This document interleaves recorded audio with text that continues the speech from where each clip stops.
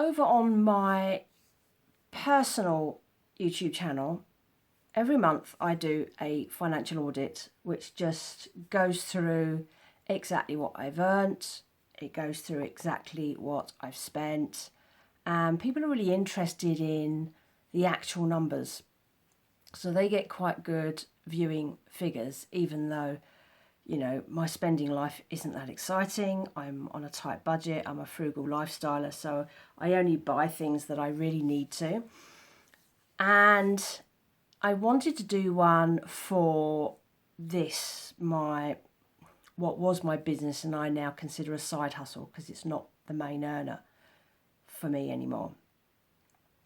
And I wanted to do a 6-month roundup. So end of June, 6 months of the year have gone, and now it's July, or at least it's July when I'm recording this. And I wanted to do a kind of brutal truth about it, because a lot of people, when they're talking about how much money they make from their business, they are very vague about the numbers. And these channels that have like loads of sponsorships and stuff like that will talk about making, you know, millions in a year or whatever.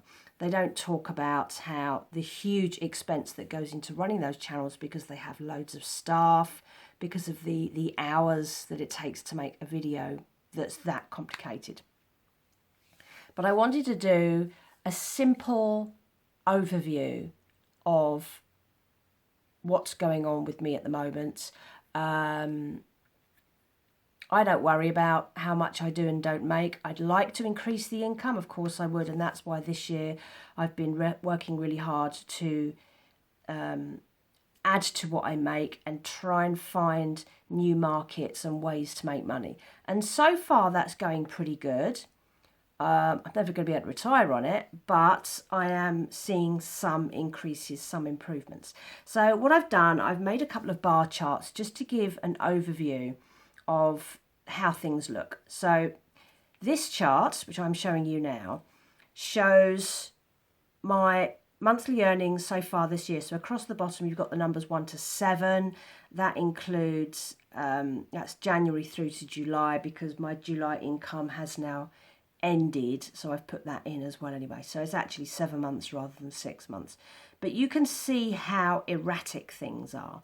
And some of that is like, you look at January, you've got just post-Christmas, post-New Year, people haven't got any money, they've got to wait right round till those end of January paychecks. February looks a bit better. March is always a quiet month for me because I go away. So 2 weeks of that month, I'm not earning anything. So that's really difficult. April looks pretty good. May, not good for whatever reason. June is pretty good.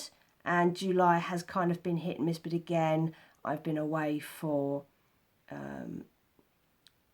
just over the last week of it. But it really comes and goes, and it's very erratic. You can't rely on it. And especially when, you know, I'm a really, really small little handmade business. I work from my spare bedroom.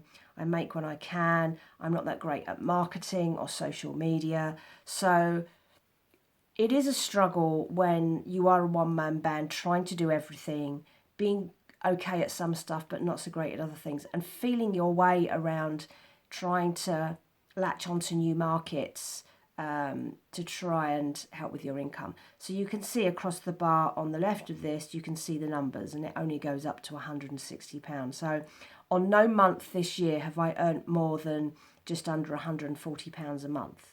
If I could make £140 a month, I'd be really happy with that, but it's so erratic that it doesn't happen.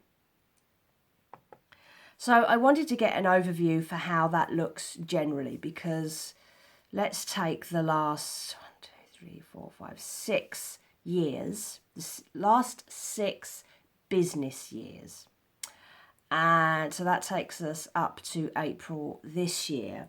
And just looking at how different things have affected business. So I'll show you this chart, and you have to work from right to left on this, unfortunately. So on the right, you can see this is the 2019-2020 tax year. So the tax year ends in March 2020, which is why it looks pretty good, because that's really before COVID really hit. So that's the previous income. And I had started working from home in 2018. 2018 was quite tough. I didn't start working from home until the October. And so I was kind of feeling my way, gradually getting back into the idea and the headspace of working from home, because I hadn't done that for a long time. And then finding some improvements in 2019, things were looking good. And then, of course, we slipped down into COVID. My COVID year actually was pretty good. And that's because I basically pivoted. It's that annoying phrase that everyone was using back then. Obviously, means of sales were mostly shut down. Worldwide sales had shut down. People weren't buying things they didn't need because they were trapped at home. And I could see different trends starting to appear, like arts and crafts, making things at home, doing things at home when you couldn't get out. And the post office was still running, so you could still get deliveries, you could still order off Amazon and eBay and all this sort of thing. So I was selling via Etsy only at that time. And I basically raided my studio. I pulled out all the buttons, all the zips, all the fabrics, all the crafty type stuff, and I listed it on Etsy. So that's why that year looks pretty good. I did quite well that year. If you look at where that is on the chart, that's almost £3,500 for the year, which is a massive, massive year for me. I don't think I've ever earned that much in a year in my business, the actual business part of it, ever in its 13-year history. That was the best year I ever had.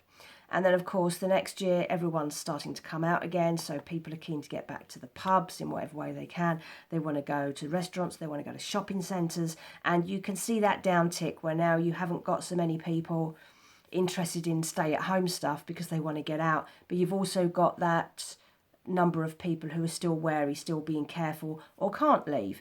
So you've still got a reasonable income there. And then, as you can see, things continue to deteriorate.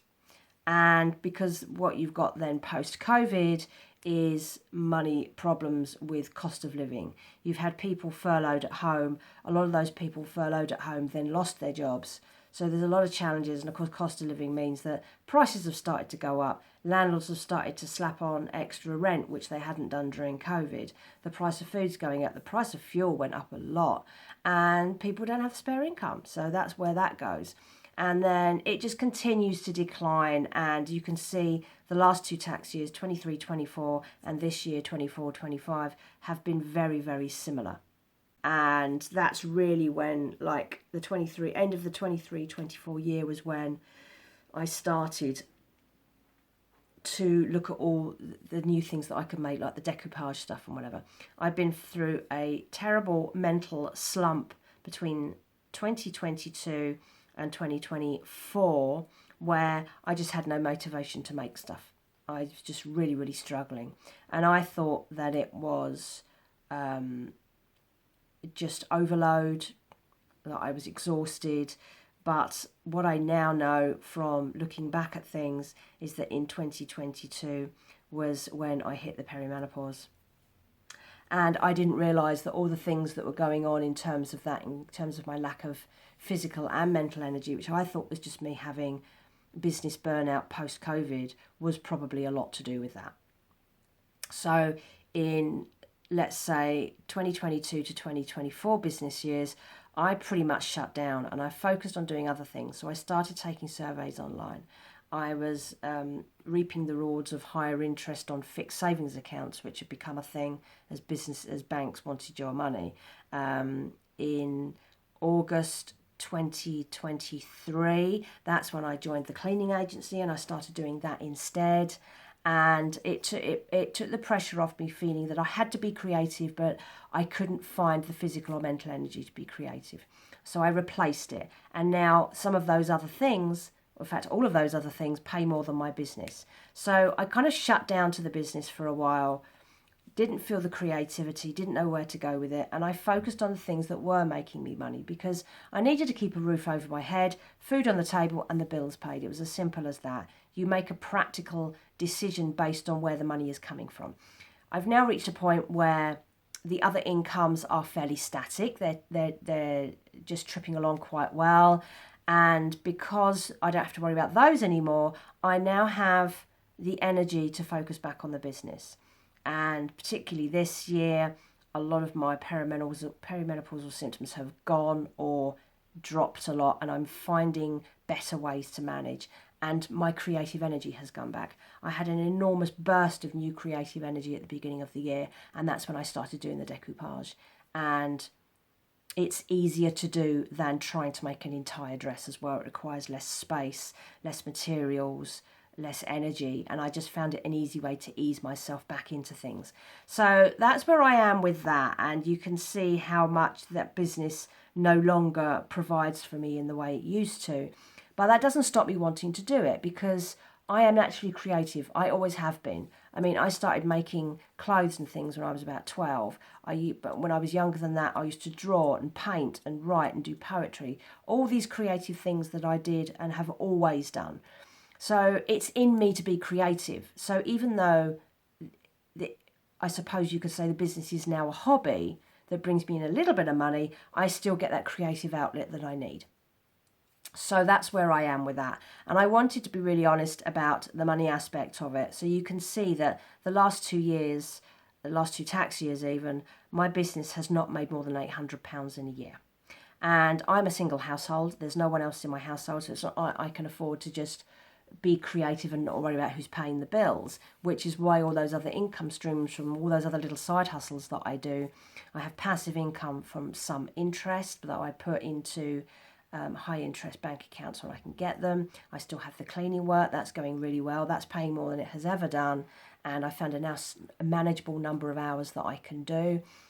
Survey work continues to roll in, and I can do that as and when I'm not doing other things. So there are all these other things that I'm doing, and it keeps it interesting. You know, I'll spend an hour doing surveys, then I might have a cleaning job the next morning for 2 hours, and then I get to spend the afternoon just being creative or managing my money and doing financials and stuff. And I love all those things. I'm enjoying all those things, and it means that my work day is never boring. I'm always doing this, then a bit of that, then a bit of that. And my attention span is shocking these days. So me constantly jumping between things is easy for me to do.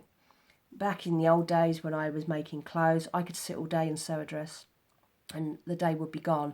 I cannot focus like that anymore. I tend to find I'm walking away every half hour from things and going and doing something else. And I blame a lot of that on things like social media because my attention span has shrunk miserably over the years. I even find it a struggle to sit and watch a whole film without wanting to get up and do something else. Really difficult.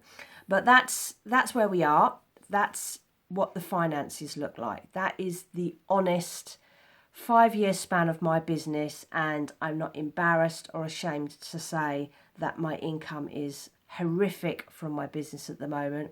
But in fact, I'm enjoying it more this year than I have in the last 3 or 4 years. So let's see what happens. I'm working on some new things. I'm currently away at my parents'. They're on holiday. They're off on a med cruise, and I am house sitting, so I have more space. I have a nice big garden. I have table space to spread out on, and they went away yesterday, and already I've started making things and planning what I'm going to do, and here I am making videos as well in this different environment.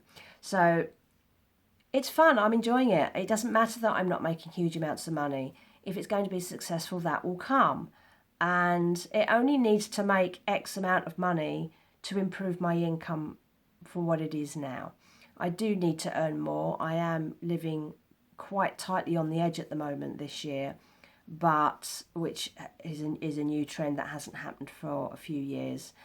But I'm confident that which way or however I will work it out. I will work it out. I'm not afraid of. There's always a backup plan. There's always something else coming along. So that's my update. That's the truth. My 2 charts. That's what it looks like for me, and I'm not ashamed of of that at all. I'm not one of these people that wants to show off about how much money they've made, or is too scared to say how much money I've made, or feels that they don't want to share it. I don't care. It's money. If you look at my other channel, it's a frugal living channel. I do money stuff all the time, and that's real life, and that's why that channel has already been monetized, is because it's a brutally honest money roundup of my life, and people are interested in real numbers. They don't want to be scammed. They don't want fake information.